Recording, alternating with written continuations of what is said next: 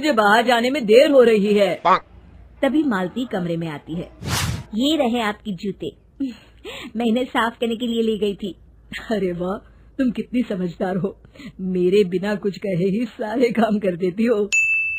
तभी मालती झिझकते हुए रमेश से कहती है, सुनिए जी, आपसे एक बात कहूँ, बुरा तो नहीं मानेंगे ना? अरे नहीं नहीं, बेफिक्र होकर कहो। शादी से पहले मैं अपने मायके में नौकरी करती थी। मैं चाहती हूँ कि अब मैं फिर से नौकरी करना शुरू कर दूं। वैसे भी सारा दिन घर में बोर हो जाती हूँ। देखो मालती, तुम्हारे नौकरी करने से मुझे कोई ऐतराज नहीं है, लेकिन तुम्हें एक बात बता दूं, हमारे खानदान में आज तक कभी किसी औरत ने नौकरी नहीं की। फिर भी एक बार तुम माँ से पूछ कर देखो, अगर वो तुम्हें नौकरी करने की इजाजत दे देती है तो अच्छी बात है। रमेश वहाँ से चला जाता है। फिर उसी शाम मालती अपनी सास के पैर दबा रही होती है। तभी उसकी सास मालती से कहती है, अरे क्या बात है बहू, आज तू ठीक तरह से मेरे पैर नहीं दबा रही, किसी ख्याल में खोई पड़ी है क्या? मैं भी तो जानूं आखिर बात क्या है। दरअसल वो माँ जी। अरे हाँ हाँ बोलो, इतना सोच क्यों रही हो? माँ जी, अगर आप बुरा न माने तो मैं नौकरी करना चाहती हूँ। घर के काम करने के बाद मेरे पास काफी वक्त बच जाता है। मालती की ये बात सुनकर उसकी सास गुस्से में कहती है, अरे बहू, तेरी तबीयत तो ठीक है ना? आज ये कैसी बहकी बातें कर रही है? भला हमारे खानदान में आज तक कभी किसी औरत ने नौकरी की है जो तू नौकरी करने की बात कर रही है, हैं? अरे बहू, तू क्या रिश्तेदारी में हमारी नाक कटाना चाहती है? जितना जल्दी हो सके अपने दिमाग से नौकरी का भूत उतार दे, और अब जा, जल्दी से रसोई में जा, खाना बनाने का वक्त हो रहा है। मालती मन मार कर खाना पकाने के लिए रसोई घर में चली जाती है।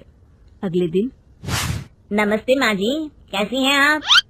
अरे आओ आओ दिवाकर बेटा, बैठो, मैं तुम्हारे लिए चाय मंगाती हूँ। बहू, जरा एक कप चाय तो लेती आना। फिर दिवाकर एक फाइल खोलकर मालती की सास के सामने रख देता है। ये देखिए माँ जी, ये है पिछले महीने का हिसाब, और ये रहे मुनाफे के रुपए। एक बार हिसाब देख लीजिए और इन कागजों पर अपने दस्तखत कर दीजिए।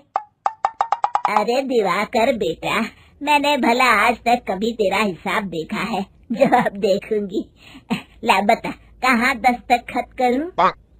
तभी मालती चाय लेकर वहाँ आ जाती है और अपनी सास को बिना कागजातों को पढ़े इस तरह लापरवाही से दस्तखत करते हुए देखकर हैरान रह जाती है।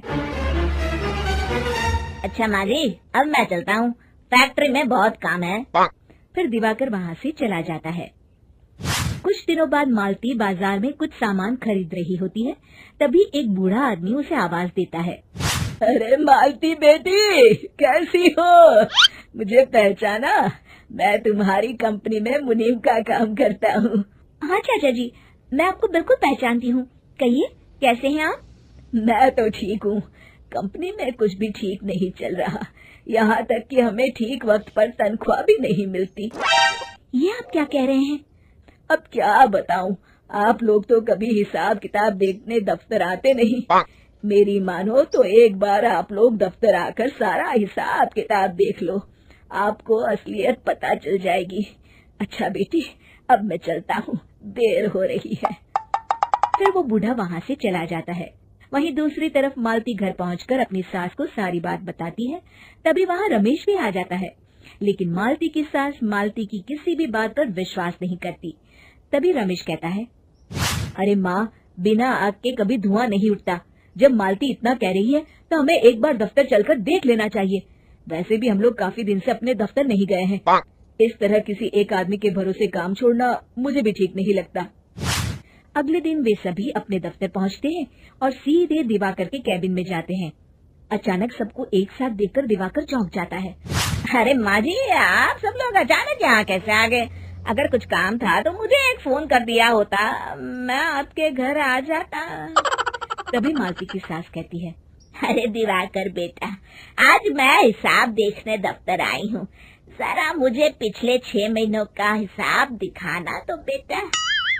दिवाकर घबराते हुए हिसाब की फाइल मालती की सास को देता है। मालती की सास फाइल लेकर मालती को देती है और कहती है, ले बहू, देख ले हिसाब। मालती फाइल को बड़े गौर से देखती है और अगले ही पल उसे सारी गड़बड़ी समझ में आ जाती है। वो अपनी सास से कहती है, माँ जी, मुनीम चाचा बिल्कुल सही कह रहे थे। हमारी कंपनी में पिछले 6 महीनों में जितना मुनाफा हुआ है, हमें उसका आधा पैसा भी नहीं मिला। यूँ समझ लीजिए कि 1 रुपये में सिर्फ चवन्नी ही हमारे हाथों में आई है। मालती की बातें सुनकर मालती की सास गुस्से से दिवाकर को पूछती है, क्यों दिवाकर, मेरी बहू जो कह रही है वो सच है? दिवाकर समझ जाता है आज उसका भांडा फूट चुका है। वो गिड़गिड़ाते हुए कहता है, मुझे माफ कर दीजिए माँ जी, मैं पैसों के लालच में अंधा हो गया था। अरे वाह दिवाकर, तू तो 1 नंबर का चोर निकला। इतने दिनों से मैं तुझ पर आंख बंद करके भरोसा करती रही और तू मुझे ही चुना लगाता रहा। अभी के अभी निकल यहाँ से और दोबारा अपनी शक्ल मत दिखाना। दिवाकर वहाँ से भाग जाता है। मालती की सास मालती को शाबाशी देते हुए कहती है, बहू, आज मैं समझ गई कि पढ़ाई लिखाई हमारी जिंदगी में कितनी जरूरी है। मैं बहुत किस्मत वाली हूँ जो मुझे तुझ जैसी बहू मिली है।